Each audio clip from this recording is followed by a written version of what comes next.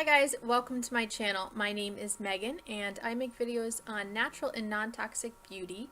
Today I'm starting a Makeup 101 series where I'm going to teach you everything I know about makeup. Today's topic is foundation, and later this week I'm going to be touching on concealer. So if you want to learn more about foundation, keep on watching. I just want to preface this video by saying these are just my personal opinions and suggestions. I hope you find them helpful. But remember, there's no right or wrong way to apply makeup, so just have fun with it. So let's jump right in. What is foundation for? I think foundation is meant to even out your skin tone and help you hide some minor imperfections, such as blemishes, redness, and sunspots. I don't like to use foundation to mask my skin. It's never going to completely hide severe discoloration, so that would be inflamed blemishes or acne, severe hyperpigmentation, or rosacea. It will tone down those imperfections, but I like to use concealer later on in my routine to really hide those particular issues. So there's three main things that are important to consider when you're choosing a foundation that's right for you. The first would be the finish of the foundation. The second would be the amount of coverage the foundation gives you. And third would be the particular formula that you like. So starting off with the finish of a particular foundation, usually it says right on the bottle or right on the description what the foundation is intended to look like. So the first finish would be a matte finish. So matte finish foundations have no shine and almost a flat finish to them. You're not going to get any glow coming through, any dewiness. The next would be what the makeup industry refers to as a satin matte finish. Very similar to matte, minimal shine coming through, but you do get a hint of a glow from within. Satin matte foundations give you a very natural glow. Okay, now next would be a natural finish foundation. Just as the name implies, it looks like natural skin. You will get a bit of shine just like natural skin would. And now the glowiest of finishes would be dewy. I like to think of dewy foundation as what my skin looks like when it's very well moisturized. So now on to coverage. So coverage is basically the amount of pigmentation a foundation has.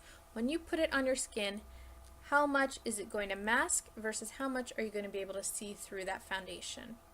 A light coverage foundation is going to have a really sheer tint. You're going to be able to see most of what's going on under that foundation.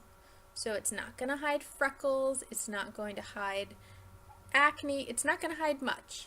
If you have very clear skin or you really want your makeup to be absolutely undetectable, a sheer light coverage foundation would probably be best for you. Next up would be a medium coverage foundation. And I love medium coverage foundations because you can sheer them out on days where you don't want to look like you're wearing a lot of makeup, or you can usually build them up to a fuller coverage for things like weddings or events. Medium coverage foundations still look fairly natural, but if you've got slightly more problematic skin, it's going to help you hide some of your imperfections. And then last up, we've got a full coverage foundation. Full coverage foundations give you a flawless, very made up look. If you do have severe acne or severe discoloration, you might want to think about going for a full coverage foundation. It's going to save you some time in the concealing step, but remember, it is not going to look nearly as natural as a medium or a light coverage foundation. The last major category you're going to want to consider when choosing your foundation would be the formulation. There's tons of different types of formulas. The three main ones would be a powder, cream, or liquid. Mineral powder foundations either come loose, think Bare Minerals, or pressed in a little compact. They come in a variety of finishes. You can get matte powders or you can get glowy powders. You're never going to get a true dewy look just because powders by their very nature are slightly mattifying. A lot of people like mineral powders because they feel very light on the skin. However, they don't have the longest staying power. I find that mineral powders do tend to fade throughout the day. So while you might have great coverage in the morning, it's not going to look as great at night. Mineral powders usually have light to medium coverage. I do find that you can build them up. However, when you go too heavy and you try to achieve a full coverage look with a powder, it does tend to look very flat and a little cakey. Also, some powders tend to look really ashy when you over apply them, so keep that in mind. The best way to apply a mineral powder, whether it's loose or in a compact, would be with a dense buffing brush. I've got two buffing brushes here. They are both synthetic, however with mineral powders you can use a natural haired brush. I prefer synthetic just because they're easier to clean and they are generally cruelty free. So you can see the actual bristles are really tightly packed, and this helps buff the powder into your skin, really pushes it in and blends it out really well. The denser the brush, the more coverage you're going to get. So if you just want a really light wash of coverage out of your mineral powder, go for a very fluffy domed brush. Okay, so moving on to cream foundations. Now, cream foundations are not just meant for dry skin. I have very oily skin and I love the finish of cream foundations. It's very nourishing, but if I wear them, I know I'm going to probably have to touch up with some powder throughout the day. Cream foundations are usually a medium or full coverage, although you can sheer it out if you want a lighter coverage. So cream foundations need to be blended out very well. So like with the mineral powder foundations, I always recommend a dense buffing brush. Don't use the same brush on your powder that you're using on your cream unless you're washing in between, or it's going to get really gunked up pretty quickly. So like I said, cream foundations usually don't come in a matte finish. There are some what they call cream to powder products that can give you the illusion of a matte finish. They are pretty rare in the natural non-toxic foundation world though. Real quickly while we're on cream foundations, let's just chat about the traditional shaped foundation brush. These are usually flatter on one side and domed on the top. I use these brushes to apply cream foundation sometimes. Rather than dipping my finger in the pot or the pan, I'll use this brush to basically scoop out and apply onto my face. I do not use these brushes to blend though. They're very streaky and I don't think you get the best coverage or blend with them. So I usually don't use these kind of brushes. Always gravitate towards the dense buffing brushes.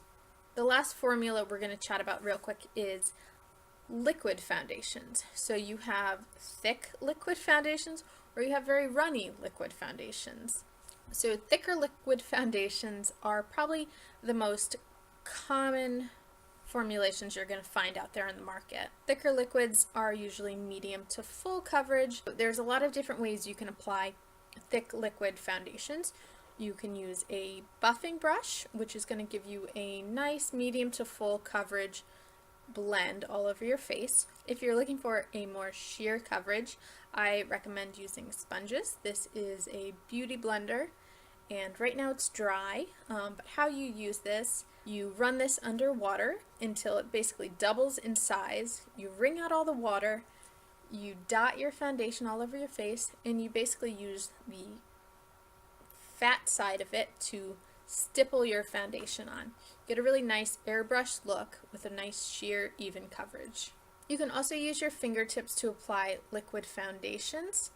I don't recommend that for liquid matte foundations. However, if your liquid has more of a lotiony texture, definitely go ahead and you can just rub it into your face until it's blended.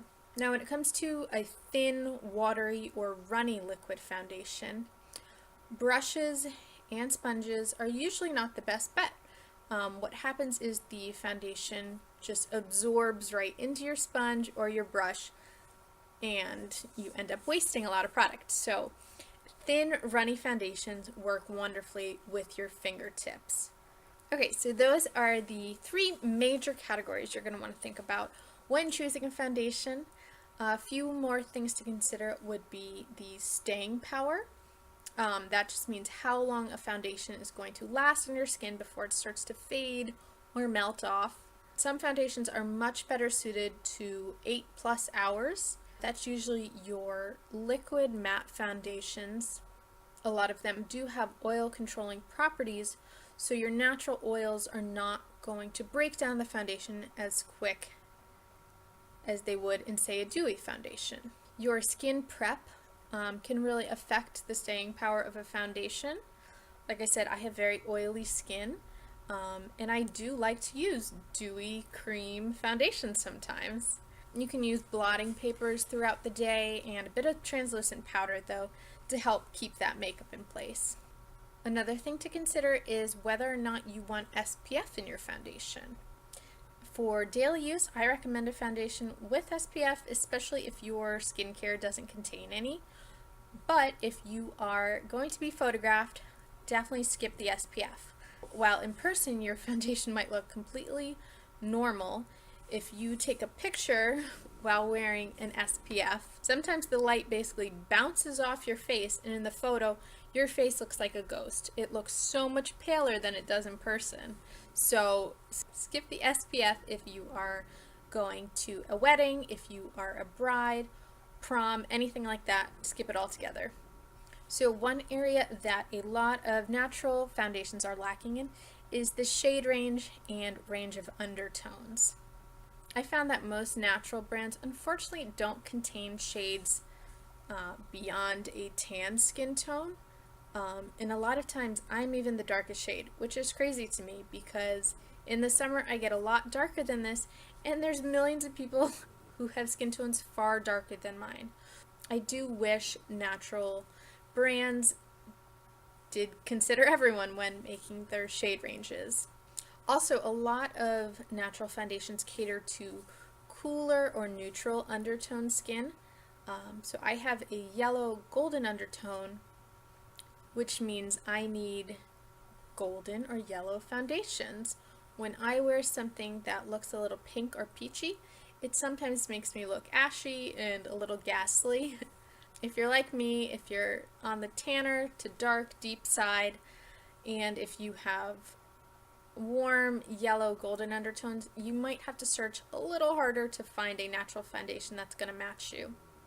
So I hope you guys found this video helpful if you are in the market for a new natural or non-toxic foundation, or you just wanted to learn a little bit more about foundation in general. If you need any recommendations, have suggestions, or maybe just need a little help color matching, please leave a comment below. I would love to hear from you guys. And thanks so much for watching. Until next time, bye guys!